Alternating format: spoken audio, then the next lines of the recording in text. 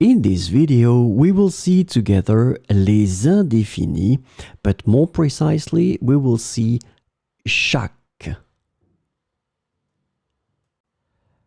So, of course, the question is, what are les indéfinis?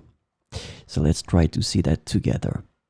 Indefinite words in French are used to refer to non-specific or unspecified people, things, or quantities. This is the first point. Second point that is extremely important. They often express concepts like quantity, frequency, or degree without specifying exact details. And this is a key thing with les indéfinis. You don't specify exact details. And the last point, they play a crucial role in constructing sentences that refer to indefinite or unspecified concept. So clearly, if you don't really want to be specific, you will have to know and master les indéfinis. In this lesson, we will see chaque.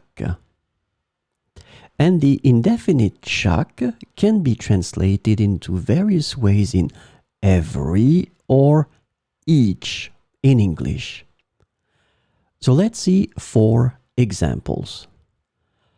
Je mange une pomme chaque matin. Je mange une pomme chaque matin. Chaque étudiant doit rendre son devoir à temps. Chaque étudiant doit rendre son devoir à temps.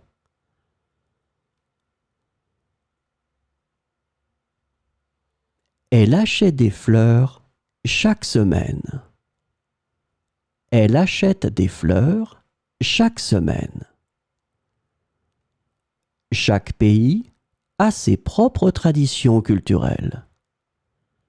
Chaque pays a ses propres traditions culturelles.